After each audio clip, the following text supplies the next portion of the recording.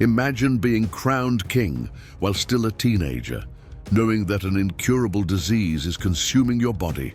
Now also imagine that your throne is not in Paris nor in Rome, but in Jerusalem, a holy city contested inch by empires and religions. This is Baldwin IV, the so-called Leper King, one of the most extraordinary figures in the history of the Crusades. In this video, we will delve into one of the most fascinating aspects of his reign, what it was like to be a European monarch in the midst of Islam, ruling the Latin kingdom of Jerusalem in the 12th century.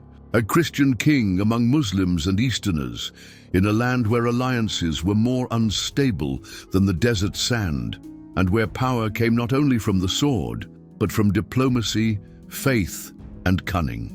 Stay with us until the end to discover how Baldwin faced not only Saladin, but also the challenge of being a crowned outsider in an ancient world that was not his own. The story goes far beyond leprosy. It is a drama of culture, faith, and survival. In the 12th century, the Middle East was a complex chessboard of power and faith. After the First Crusade, the Crusaders founded 4 Christian states in the Levant, with the Latin Kingdom of Jerusalem, established in 1099, standing out. This kingdom was an anomaly, a European enclave in the heart of the Islamic world, surrounded by constantly reorganizing Muslim dynasties, such as the Zengids and later Saladin's Ayyubids. Between crusades, pilgrimages, and cultural clashes, the Latin kings ruled over native Christians, Muslims, and Jews, seeking a balance between the sword and the altar. Baldwin grew up in Jerusalem, but always under the weight of his European heritage. Son of Amalric I and grandson of crusaders from the West, he was, by right and education, a Latin king. However, his life was entirely shaped by the East, by the sands of Palestine, the streets of Damascus, and the deep spirituality that surrounded Jerusalem. His court spoke French, yes, but also heard Arabic, Greek, Armenian, and Syriac. Diversity was not an exception, it was the everyday norm. Ruling in this setting required more than military bravery. It required cultural understanding. Baldwin, educated by William of Tyre, learned not only Western theology and politics, but also the subtle dynamics of relations with local elites, Muslims and Eastern Christians who knew the land and its traditions well. The Latin king needed to understand this to maintain peace and authority. And like the image of the wild crusader, Baldwin showed skill in negotiation. He established truces with Saladin, appointed local nobles to administrative posts, and respected the rights of Muslims under his rule, especially in Jerusalem, where agreements guaranteed freedom of worship and property ownership. He understood that the survival of his kingdom depended less on religious impositions and more on stable alliances. At the same time, the condition of being a crowned foreigner brought dilemmas. It was necessary to maintain the support of newly arrived European barons and also of the native inhabitants. Some saw him as a pious hero, chosen by God to defend the holy places. Others viewed him as just another passing occupier. This political game, involving such distinct cultures and languages, meant that every decision had double the consequences. Moreover, there was the symbolic challenge, how to legitimately represent the kingdom of God in the midst of Islam, in the shadow of the Dome of the Rock and the mosques. Baldwin faced this question with solemnity and prudence. He took part in Christian processions, but avoided provoking unnecessary tensions. While Saladin consolidated his image as a defender of Islam, Baldwin sought to be a just ruler, even with a body marked by leprosy and a kingdom marked by isolation. It's worth remembering that, contrary to what one might imagine, Jerusalem was not an exclusively Catholic fortress. The city housed Greek, Armenian, Maronite, Jacobite communities, and even Muslims who remained under Latin rule. Baldwin was king of all, and that was a spiritual responsibility as heavy as the iron crown on his head. During his reign, he also had to deal with Western figures who did not understand the East. Nobles like Reynald of Châtillon, or even Guy of Lusignan, often acted with arrogance and violence, breaking treaties and inciting unnecessary conflicts. Baldwin, in contrast, sought to restrain these impulses, showing that even with the limitations of leprosy, his sense of leadership was mature and adapted to the Eastern reality. Thus, being a European king in the midst of Islam was not just a geographical matter. It was a constant journey of adaptation, negotiation, and wisdom. Baldwin did not try to westernize the East. He tried in his own way to harmonize two worldviews on a fragile throne, surrounded by enemies, but sustained by intelligence and faith. Baldwin's coexistence with the East was not merely out of political necessity. There was also a spiritual and existential dimension. The young king, aware of his illness from an early age, seemed driven by a sense of urgency and mission that made him see beyond the division between Christians and Muslims. On several occasions, he sought to preserve peace even when war seemed inevitable, not out of weakness, but out of strategic vision.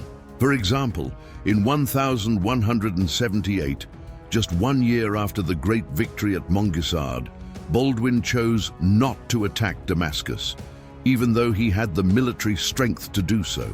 Instead, he renewed a truce with Saladin.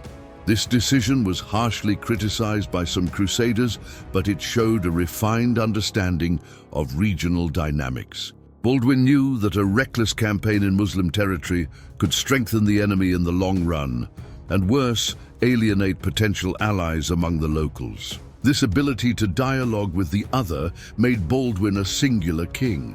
His court included interpreters, scribes, and advisors who knew Arab culture well. He respected the laws and customs of the Eastern peoples under his rule, allowing, for example, the Muslims of Jerusalem to maintain their private religious practices, something not guaranteed by all Crusader kings. This behavior generated a certain respect even among his enemies. Muslim chronicles report that Saladin, although a determined adversary, admired Baldwin's courage and character. However, the king faced a constant dilemma: how far to yield to diplomacy without appearing weak before the Latin nobles. Many Western barons did not understand or did not accept the reality of the East. Men like Raynald of Chatillon, for example, acted brutally against Muslim caravans and broke treaties that Baldwin had carefully built. This placed the king in a delicate position, pressured to maintain internal order while trying to prevent external collapse. Another challenge was to maintain unity among the various Christian groups. Latins, Byzantines, Armenians, Jacobites, and Maronites had different theologies and practices and did not always see each other as brothers in faith. Baldwin, more than any previous Latin king, sought to respect this diversity, allowing each Christian community to preserve its liturgies and leaderships. In doing so, he strengthened the legitimacy of the Kingdom of Jerusalem, not only as a military bastion, but as a spiritual center of plural Christianity. The presence of leprosy, always visible on his body, also contributed to the image he projected. While in the West, leprosy was seen as divine punishment or a curse, in the East, even among Muslims, the disease could be associated with spiritual trial. Many saw Baldwin as a living martyr, someone who endured constant suffering in the name of a sacred mission. This inspired respect and paradoxically brought him closer to the Eastern sensibility, marked by reverence for sufferers and sages. Finally, there was the weight of legacy. Baldwin knew his time was short. At just over 20 years of age, he was already facing successive crises in both body and throne. Choosing a successor, keeping the nobility united, ensuring defense against Saladin, all of this fell upon his weakened shoulders. Yet even so, until his final days, he remained steadfast in his conciliatory, realistic, and deeply committed stance to balancing such distinct worlds. Baldwin was not just a Crusader king. He was a ruler aware of his historical role and the delicacy of his position. In an age marked by fanaticism and bloody crusades, he dared to build bridges, even when all around him saw only walls. Baldwin of Jerusalem, was more than a crusader king. He was a symbol of the complexity of the Latin East, where faith, culture, and politics were intertwined in every act of governance. In a time of brutal clashes between civilizations, he chose coexistence, not out of weakness, but out of wisdom. Governing with a body marked by leprosy and a soul steadfast in the Christian mission, Baldwin knew how to be a bridge between West and East. His figure invites us to rethink what leadership means, especially in contexts of diversity and tension. He did not deny his European identity, but neither did he ignore the Eastern reality. He was, perhaps, the only Crusader king who truly understood the world he was trying to govern. If you were moved by this story and want to learn more about the episodes in the life of this singular king, from the battles against Saladin to the intrigues of Jerusalem, don't forget to like this video, leave your comment, and subscribe to the channel.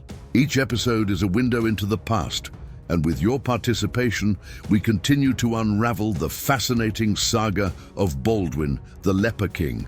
See you in the next video.